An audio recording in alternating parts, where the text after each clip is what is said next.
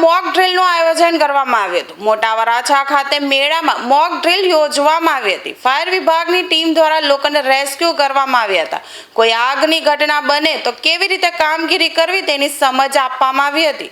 Fire વિભાગ દ્વારા લોકોને પણ ઘટના સમયે કઈ રીતે બચવું તેની સમજ અપાઈ હતી।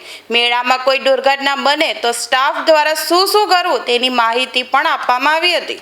આજે જે વરાછા ઝોન બી વિસ્તારની અંદર ઉત્તરાયણ એરિયા છે તેમાં ગજેરા કમ્પાઉન્ડ પાસે એક મેળાનું આયોજન કરેલું છે।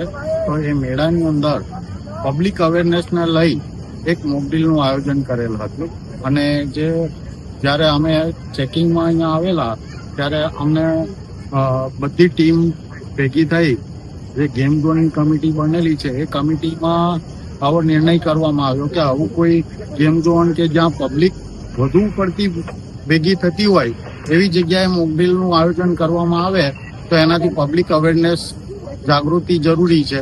આવા સમયે જ્યાં પબ્લિક વધારે હોય ત્યાં કોઈ ઇન્સિડન્સ બને છે તો ત્યાં પબ્લિકની અંદર અવેરનેસ હશે ને તો કોઈ ઇન્સિડન્સ નાનો હશે તો એ ઇન્સિડન્સ મોટામાં ના પરિણામે।